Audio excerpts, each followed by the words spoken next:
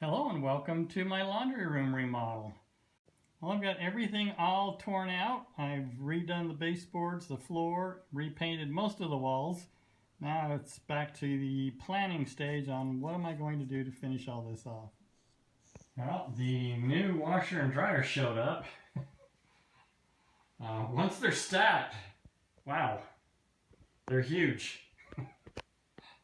But once I get everything all in here and all the cabinets in, it should all make sense, not be so overwhelming, stacked over here in the corner. So you can see I took the cabinets off. They're just screwed to the studs.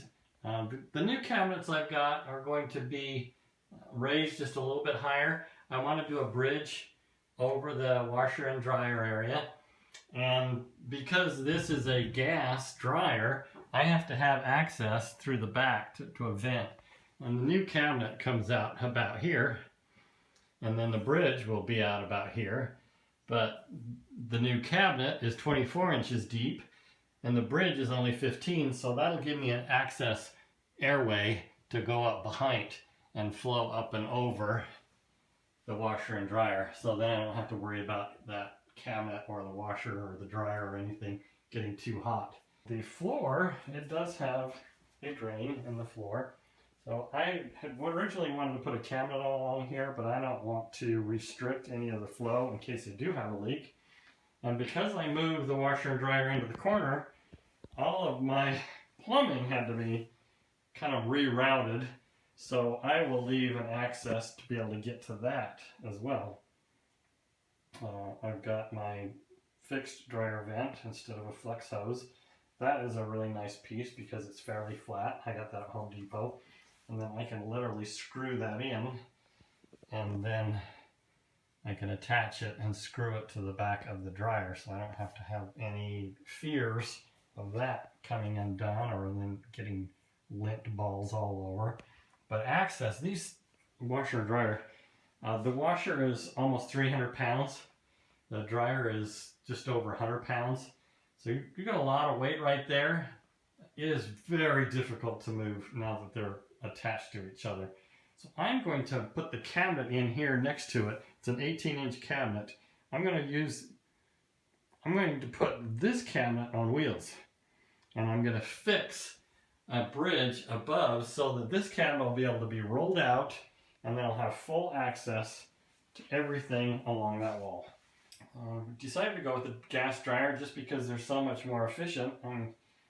The label on this dryer was $42 a year in electricity and fuel. It's pretty hard to believe, but that is the way it's rated. So it's definitely very efficient. And then all of these pieces will be routed behind the countertop, and then the storage that'll be rolling in and out on the floor, it'll be on wheels for the laundry baskets. So it's coming along. The cabinets are coming in soon. I'll be putting this room back together. In preparing the new cabinet, I'm going to have to shave off about an inch right here and probably about 1/4 of an inch right here. And then I have to cut holes for the base as well as for the back. And I want to be able to use a piece like this to cover up the hole. I need to make the hole large enough to go over this bolt. So I'm going to have to turn the water off and drain my plumbing system so that I don't have to cut this pipe off, because there's a ferrule insert that clamps down on that pipe. And the only way to get this out of the way would be to cut that pipe off. And if I make the hole in the bottom of the cabinet large enough to go over this nut, but not big enough to go over this, then I'll be able to replace these caps. I'll start with cutting back these baseboards, and then I'll start cutting holes in my brand new cabinet to fit over this. And then when it comes to the floor, since this tile was put up against the base on the old cabinet was smaller than the new cabinet, so my new cabinet is actually going to set on the tile, but then I will have to wedge along this back side to hold the back cabinet up, or just simply screw to the stud along the back, and that should be adequate support for anything that I use in this cabinet or sink.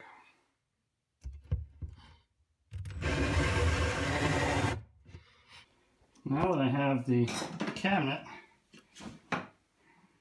wedged in where it will actually fall over the pipes, because of my trim, I can't get it all the way tight against that wall, so I will have to use a screwdriver to kind of pull those pipes over into the holes. But because it's up against the cabinets, the trim, and the holes of the pipe, I can't just knock a hole in the back that fits perfectly over that pipe. It's going to have to be oval shaped or just a really large hole. So at this point, I can measure exactly where that's going to punch through at the bottom of the hole, and then I will measure up to where the top of the hole is, and then I can cut a oval shaped hole to punch that through. And then it's just a matter of painting the wall or covering it up or not even worrying about it. In this case, I'm not going to worry about it. So now that I have the holes in the right position, I just need to line everything up. Line up the baseboard.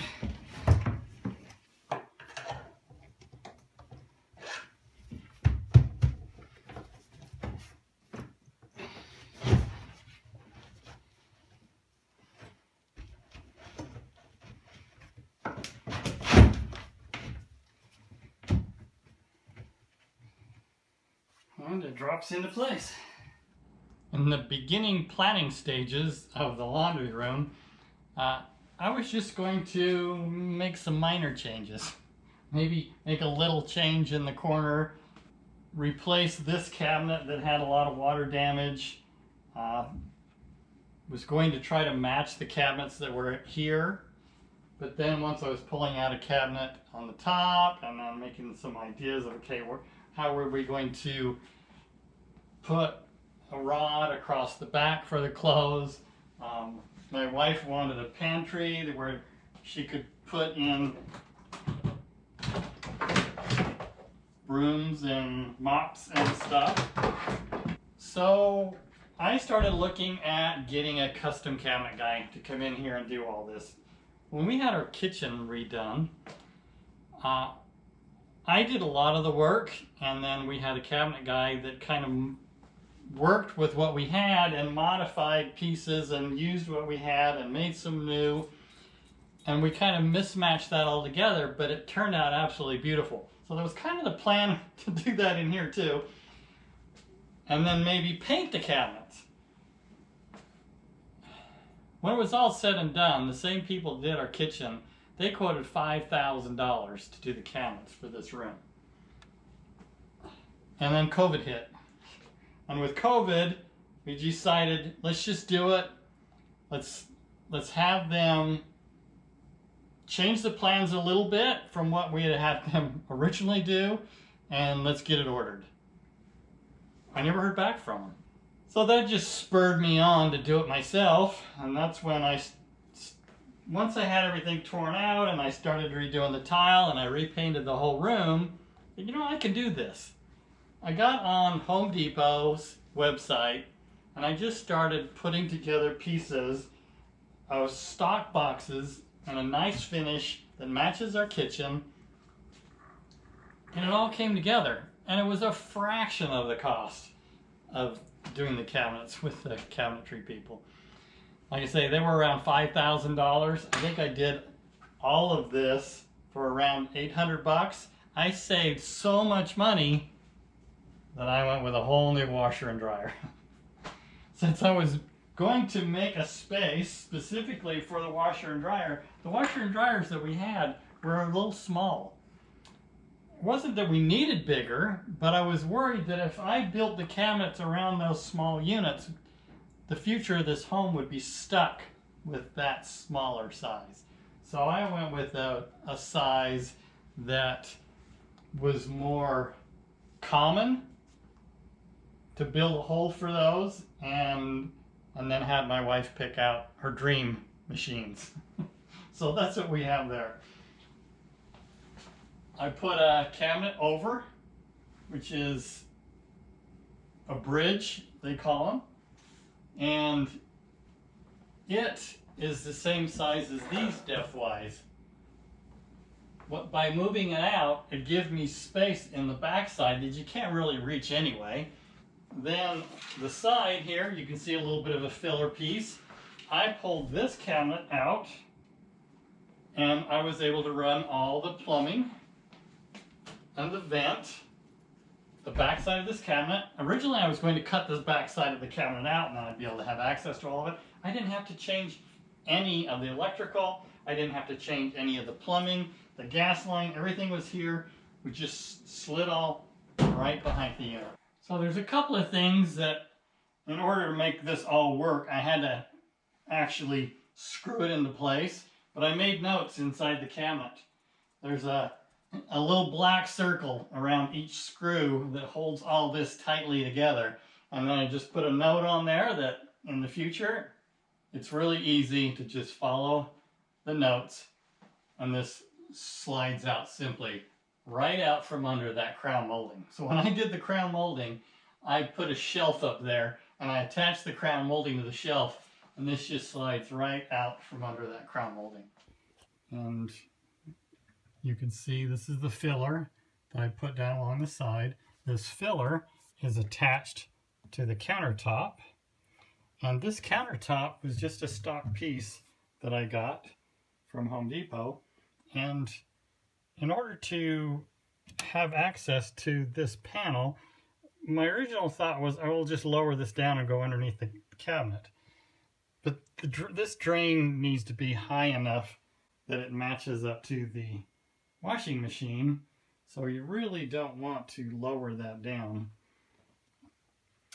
So what I did is I cut out the back of this cabinet, and then these pieces are actually pieces they sell for this whole edge. So if this edge was exposed, then you actually iron on these pieces. So what I did is, since I cut out this area, and then I just trimmed this down short and ironed it into place. Give it a really nice professional finish. By putting this rack up, then she can hang clothes up here. And this is a bridge that is typically made for a refrigerator, which is a perfect fit up there. And then that crown molding gave me the height that I needed for this cabinet. So then this end cabinet, this is pretty close to the same size that we had before, but it's a little bit narrower. And I wanted to match it up with the cabinet below. So it's the same width as that cabinet. So it gives you that flow, that nice balanced look for the custom cabinets when they're just a stock box cabinet. And then this sink, to keep the low budget, I reused the sink that was in the other countertop. And then we had talked about doing drawers or another cabinet or something underneath here, but by putting in these roller bins, it just makes it really easy for my wife to be able to just roll it out, organize the clothes.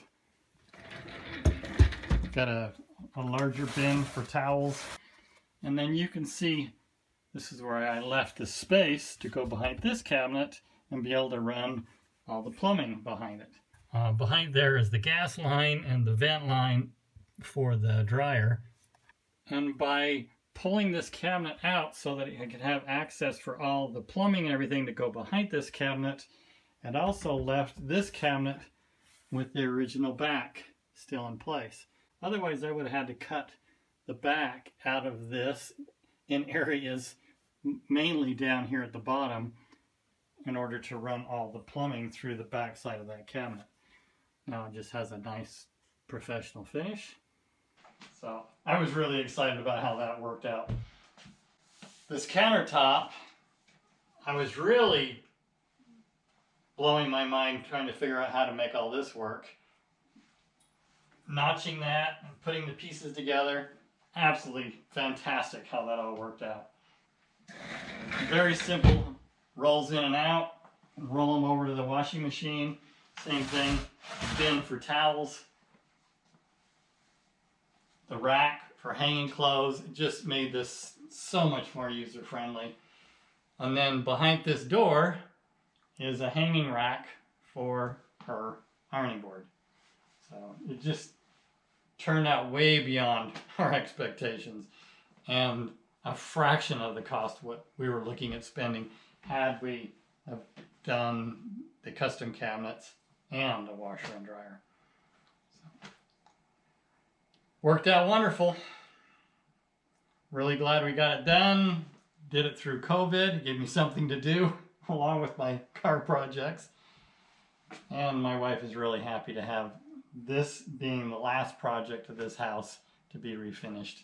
So thanks for tuning in to my video. Appreciate you watching. If you can give me a like, I really appreciate it. It helps me build my channel, gets me noticed and recognized by YouTube. Subscribe if you haven't. I've got other home projects, electrical projects, garage stuff, as well as my car videos. I'll keep those coming. Thanks again for watching. Goodbye for now.